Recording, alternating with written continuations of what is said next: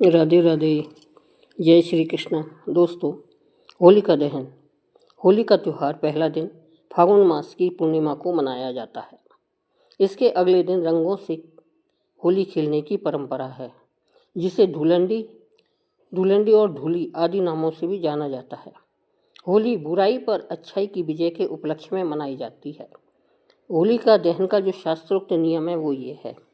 फागुन शुक्ल अष्टमी से फागुन पूर्णिमा तक होला अष्टक माना जाता है, जिसमें शुभ कार्य वर्जित रहते हैं। पूर्णिमा के दिन होली का दहन किया जाता है।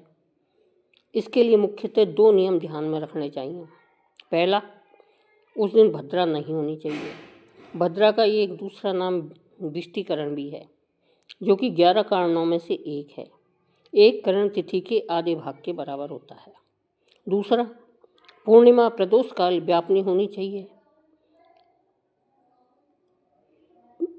होलिका के अगले दिन पूर्ण उल्लास के साथ में रंग खेलने का विधान है और अबीर गुलाल आदि एक दूसरे को लगाकर वे गले मिलकर इस पर्व को मनाया जाता है। होलिका दहन की पौराणिक कथा। पुराणों के अनुसार दानवराज हिरण्यकश्यप ने जब देखा कि उसका पुत्र प्रहलाद सिवाय विष्णु भगवान की किसी अन्य को नहीं बसता, तो वह क्रोध हो उठा और अंततः उसने अपनी बहन होलिका को आदेश दिया कि वह प्रहलाद को गोद में लेकर अग्नि में बैठ जाए। होलिका को वरदान प्राप्त था कि उसे अग्नि नुकसान नहीं पहुंचा सकती, किंतु हुआ इसके विपरीत। होलिका जलकर भस्म हो गई और भक्त प्रहलाद को कुछ भी नहीं हुआ। इसी घटना की याद में इस दिन होलिका दहन करने का विधान है। होली का पर्व संदेश देता है कि इसी प्रकार ईश्वर अपने अनन्य भक्तों की रक्षा के लिए सदा उपस्थित रहते हैं। होलिका दहन का इतिहास यह है कि होली का वर्णन बहुत पहले से हमें देखने को मिलता है। प्राचीन विजयनगर साम्राज्य की राजधानी हम्पी में 16वीं शताब्दी का चित्र मिला है, जिसमें होली के पर्व को उकेरा कहा गया है। ऐसे ही विंध्य पर्वतों के निकट स्थित रामगढ़ में भी मिले एक ईसा से 300 वर्ष पुराने अभिलेख में भी इसका उल्लेख मिलता है।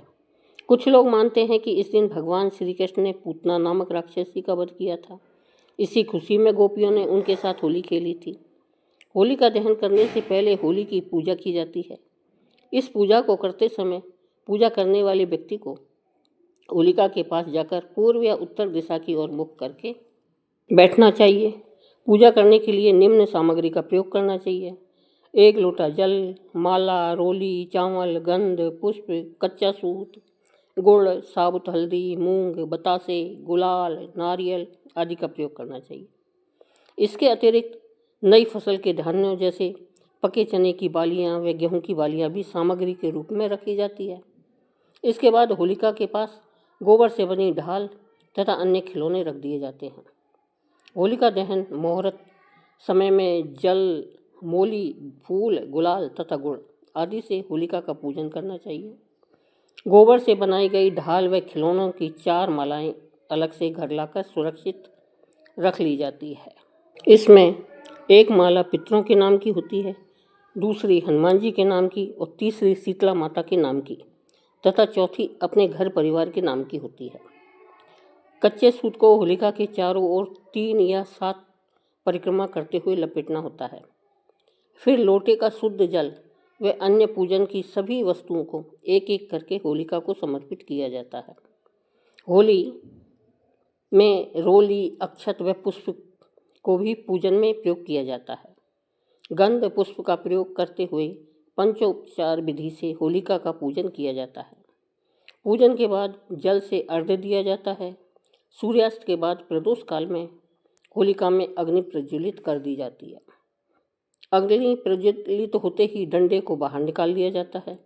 सार्वजनिक होली से अग्नि लाकर घर में बनाई गई होली में अग्नि प्रज्वलित की जाती है। अंत में सभी पुरुष रोली का टीका लगाते हैं तथा महिलाएं गीत गाती हैं तथा बड़ों को आशीर्वाद लिया जाता है।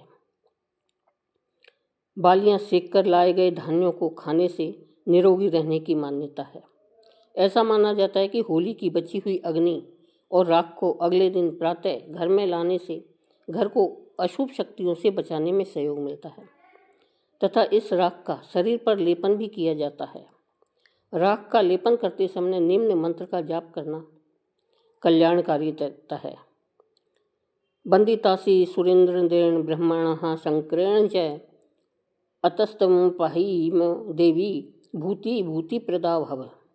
होली का पूजन के समय निम्न मंत्र का भी उच्चारण करना चाहिए। अह कूटा भय त्रस्त कृता त्वं होली वाली सह अतः सब पूजिया श्यामी भूति भूति प्रदायिनी। अब आइए जानते हैं कि होली का दहन पर क्या क्या उपाय करने चाहिए। मैं ये वीडियो इसलिए डाल रही हूँ क्योंकि होलिका से एक दिन पहले आप पूरी तैयारी कर लें। तो होलिका दहन से पहले एक श्रीफल अर्थात नारियल और नींबू एक कागज़ की पुड़िया के अंदर राई बांध लें, जिसको काली सरसों भी कहते हैं। कुछ नमक सादा हो या काला हो, जो भी उपलब्ध हो, उन सभी को एक साथ बांध लें और पूरे मकान के अंदर 7 बार घुमाएं। जो बीमार रहते हैं, विविध प्रकार के जादू टोने के चक्कर में आए हुए होते हैं, कोई भूत प्रेत किसी प्रकार की हवा के चक्कर में आए हुए हैं, उन सब के लिए 7-7 बार सर से पैर तक उतार लेना चाहिए या फिर घुमा लेना चाहिए और पूरे मकान के अंदर भी घुमाकर अंदर से बाहर की ओर घुमाएं। फिर रात्रि को जब होलिका दहन होता है उसके अंदर होली के अंदर प्रवाहित कर दें। जिस तरह होलिका दहन होगी आपके कष्टों का भी निवारण उसी तरह होगा। यह उपाय अपने ऑफिस या दुकान में भी कर सकते हैं। दूसरा उपाय, घर के प्रत्येक सदस्य को होलिका दहन में देसी घी में भिगोई हुई 2 लौंग, 1 बतासा और 1 पान का पत्ता अवश्य चढ़ाना चाहिए। होली की 11 परिक्रमा करते हुए होली में सूखे नारियल की आहुति देनी चाहिए। इससे सुख समृद्धि बढ़ती है, हर कष्ट दूर होते हैं। तीसरा, होली पर पूरे दिन अपनी जेब में काले कपड़े में बांधकर काले तिल रखें। रात को जलती हुई होली में उन्हें डाल दें। यदि पहले से ही कोई टोटका होगा तो वह भी खत्म हो जाएगा। चौथा उपाय, होली दहन के समय 7 गोमती चक्र लेकर भगवान से प्रार्थना करें कि आपके जीवन में कोई शत्रु बाधा न डाले। प्रार्थना के पश्चात पूर्ण श्रद्धा व विश्वास के साथ गोमती चक्र दहन होलिका दहन में डाल दें। 5वां, होली दहन के दूसरे दिन होली की राख को घर में लाकर उसमें थोड़ी सी राई व नमक मिलाकर रख लें।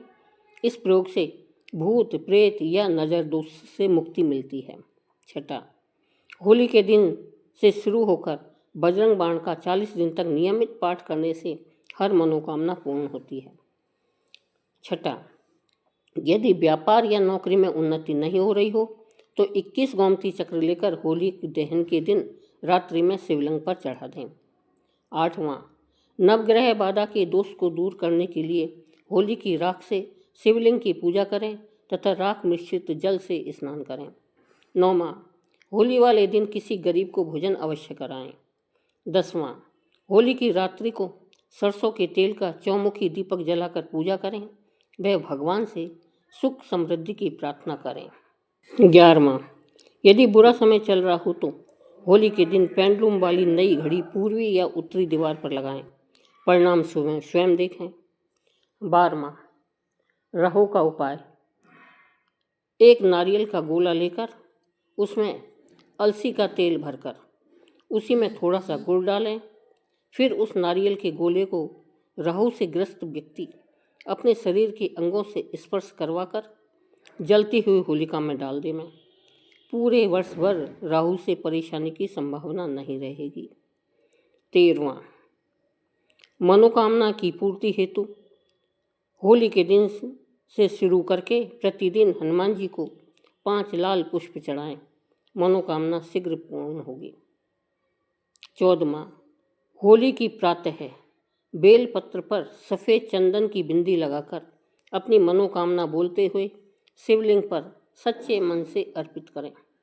बाद में सोमवार को किसी मंदिर में भोलेनाथ को पंचमेवा की खीर अवश्य चढ़ाएं। मनोकामना पूरी होगी। 15वां, स्वास्थ्य लाभ हेतु मृत्यु तुल्य कष्ट से ग्रस्त रोगी को छुटकारा दिलाने के लिए जौ के आटे में काले तिल एवं सरसों का तेल मिलाकर मोटी मोटी रोटी बनाएं और उसे रोगी के ऊपर से 7 बार उतारकर भैंस को खिला दें। यह क्रिया करते समय ईश्वर से रोगी को शीघ्र स्वस्थ करने की प्रार्थना करते रहें। 16वां, व्यापार लाभ के लिए होली के दिन गुलाल के एक खुले पैकेट में एक मोती, शंख और चांदी का एक सिक्का रखकर उसे नए लाल कपड़े में लाल मोली से बांधकर तिजोरी में रखें। व्यवसाय में अवश्य लाभ होगा। 17वां, होली के अवसर पर एक एकांक्षी नारियल की पूजा करके लाल कपड़े में लपेटकर दुकान में या व्यापार स्थल पर स्थापित करें। साथ ही स्फटिक का शुद्ध श्रीयंत्र का उपाय निष्ठापूर्वक करें। अब में दिन दूनी रात चौगुनी वृद्धि होगी। 18वां, धन हानि से बचाव के लिए होली के दिन मुख्य द्वार पर गुलाल छिड़कें और उस पर दुमुखी दीपक जलाएं। दीपक जलाते समय धन हानि से बचाव की कामना करें। जब दीपक बुझ जाए तो उसे होली की अग्नि में डाल दें। यह क्रिया श्रद्धापूर्वक करें, धन हानि से बचाव होगा।